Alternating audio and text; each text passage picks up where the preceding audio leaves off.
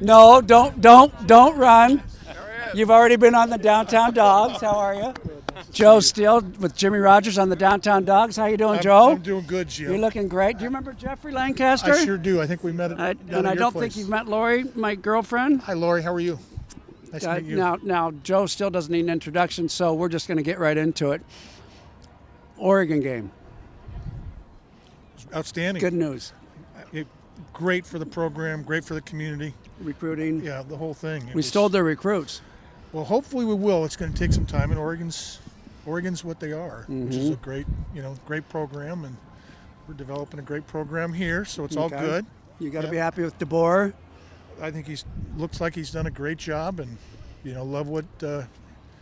love the offense and love what he's done there. Now and the defense, opening it up a little bit. Sorry to interrupt you. The defense did give up 596 yards. Yeah, well, you got to. That's Oregon, and that Bo Nix is a good little player, and they're doing their thing down there, and they always will. We got to just make sure we're chasing them. Now, as players, we know better than to overlook this game onto the Apple Cup, but as fans, it's okay.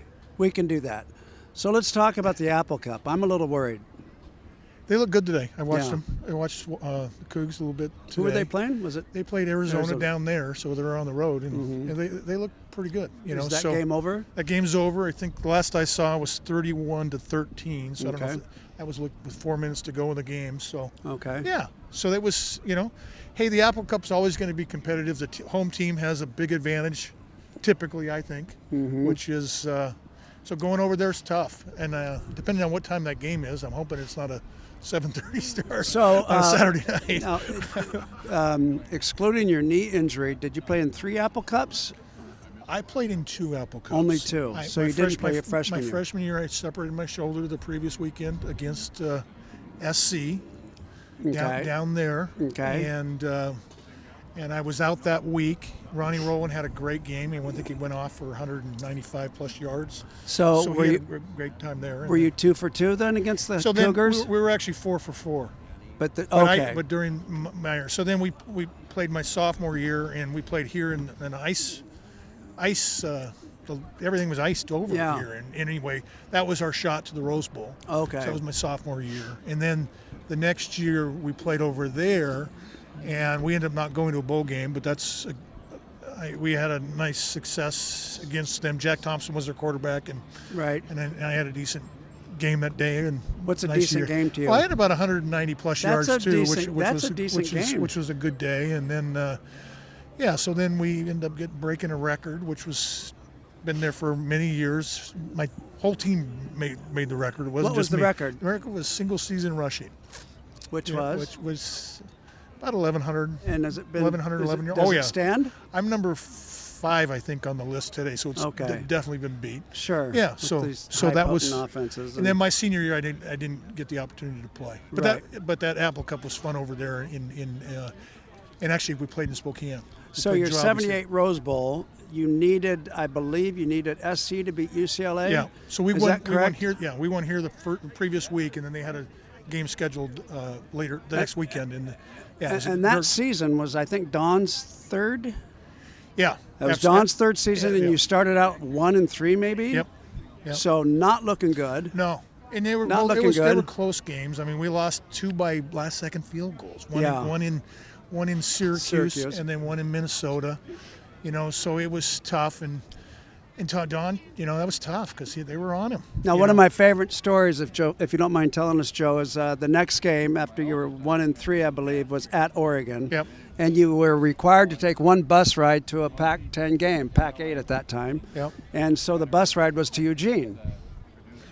Yep. So every year you had to take one, and that was back in those days. And so we took a bus ride out of here, and we get down to Oregon, and you're talking about the bus driver, right? So what happens is the younger guys were always in the front bus with Don's bus, and the older guys bus number one be on with the Don second James. Bus. So I was sitting there watching this transpire, and the front bus, the second bus passes the front bus, and so Don said, pass it, so he gives them a little bit of direction. So this bus driver, they kind of got into it a little bit, and the bus driver basically says, I'm done. And he pulls the bus off the freeway, goes to the bus station down there in Portland at the time, and says gets off the bus and quits.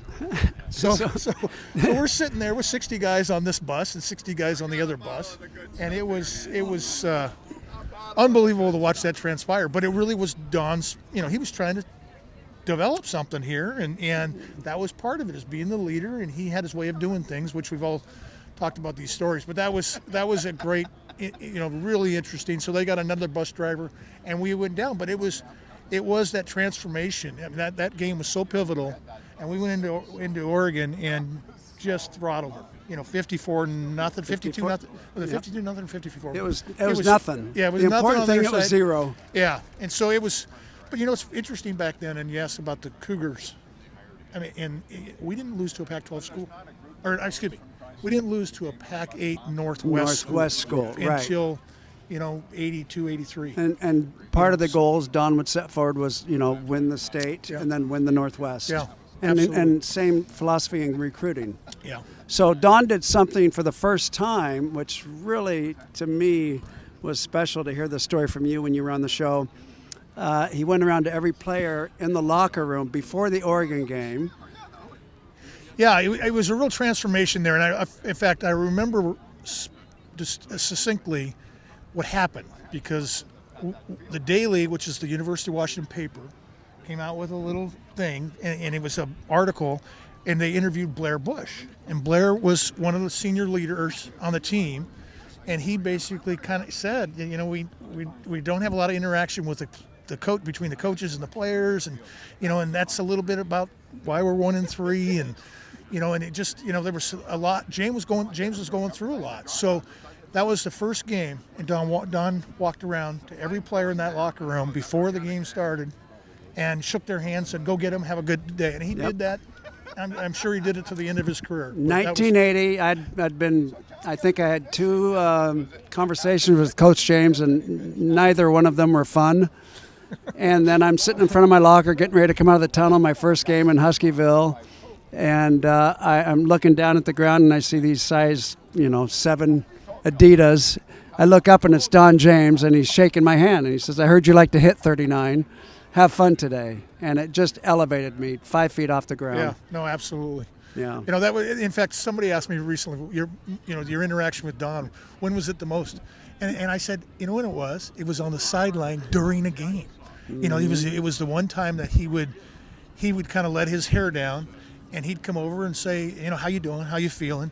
What are we doing here?" And so he was actually, it was that one moment that I felt like I really had that interaction with him, kind of one-on-one, and he'd kind of let his guard down a little bit and check you out and see if you're okay. So It was really special. It was really fun. Yeah. Well, this is the Downtown Dawgs. It's one of the greatest Huskies of all times, Joe Steele. Thank you very much, Joe. Absolutely. Thanks, Jimmy. Take care, Take buddy. care. Bye-bye.